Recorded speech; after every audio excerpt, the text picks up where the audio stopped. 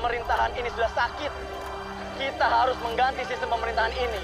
Kita yang harus berjuang. Saya Ihsan Maulana, saya di sini akan menjelaskan bagaimana terjadinya demo tahun 98 dan apakah mahasiswa pantas disebut sebagai agen perubahan. Latar belakang terjadinya demo pada saat itu adalah ketika ekonomi Indonesia yang sangat melemah, merosot sehingga menimbulkan ketidakpuasan masyarakat. Ketidakpuasan ini disebabkan oleh beberapa faktor. Penyimpangan terhadap Undang-Undang 1945, pola pemerintahan terpusat, maraknya praktik KKN, dan diskriminasi terhadap kaum minoritas. Kemudian, ketidakpuasan ini semakin membesar dan memicu terjadinya demonstrasi besar-besaran yang dilakukan oleh berbagai aksi mahasiswa di wilayah Indonesia.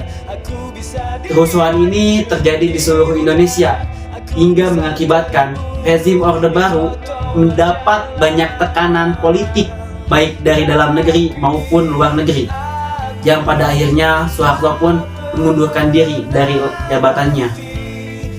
Tragedi ini terjadi pada tanggal 12 Mei 1998. Kala itu mahasiswa melakukan aksi demo besar-besaran ke Gedung Nusantara, termasuk Universitas Trisakti. Mereka melakukan aksi damai dari kampus Trisakti menuju Gedung Nusantara pada pukul 12.30. Namun, aksi mereka dihambat oleh blokade Polri dan militer yang datang kemudiannya. Beberapa mahasiswa mencoba bernegosiasi dengan pihak polisi. Akhirnya pada pukul 17.15, mahasiswa bergerak mundur, diikuti dengan geraknya aparat keamanan. Aparat keamanan pun mulai menembakkan peluru ke arah mahasiswa. Para mahasiswa panik dan bercerai-berai. Sebagian besar berlindung di Universitas Trisakti. Namun, aparat terus melakukan penembakan. Korban pun berjatuhan dan dilarikan ke Rumah Sakit Sumber Waras. Pada pukul 8 malam, dipastikan 4 orang mahasiswa tewas dan 1 orang dalam keadaan kritis.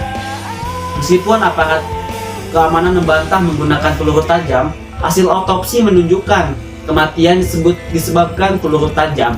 Hasil sementara diprediksi peluru tersebut hasil pantulan dari tanah peluru tajam untuk penembakan peringatan. Peristiwa tersebut kemudian menyulutkan semangat mahasiswa hingga adanya demo yang lebih besar pada tanggal 13 dan 14 Mei. Kondisi bangsa yang tidak terkendali akhirnya memaksa rezim Soeharto untuk meletakkan jabatannya di depan Mahkamah Agung pada tanggal 21 Mei pukul 10.00. Pada saat yang sama, Soeharto kemudian menunjuk wakilnya B.J. Habibie untuk menggantikan posisinya. Apakah mahasiswa pantas disebut agen perubahan bangsa ini?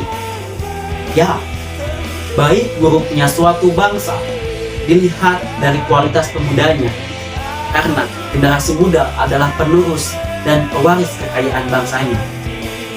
Mahasiswa sebagai kaum intelektual dipandang punya peran besar dalam mengubah tatanan sosial, berperan menggerakkan masyarakat untuk melakukan perubahan ke arah yang lebih baik lagi. Dengan menggunakan ilmu, gagasan, serta pengetahuan yang dimilikinya. Peran ini selalu ditanamkan mahasiswa, bahkan sejak memasuki bangku perkuliahan. Mahasiswa diharapkan bisa menjalankan peran ini dengan baik. Mahasiswa perlu membangun kesadaran akan potensinya dan tidak diam saja ketika melihat realitas sosial. Tidak mudah percaya arus informasi. Sebagai kalangan terdidik, mahasiswa harus berani mempertanyakan status quo dan mendobraknya hingga terjadi perubahan. Mahasiswa dianggap memiliki akses yang lebih mudah dalam ilmu pengetahuan. Dengan kemudahan tersebut, mahasiswa dapat menambah wawasan, mengasah kemampuan berpikir, serta belajar mempertajam analisis terhadap sesuatu, termasuk kondisi sosial. Baiklah, hanya seperti itu yang dapat saya sampaikan. Terima kasih. Saya Ihsan Maulana, pamit undur diri. Salam pergerakan.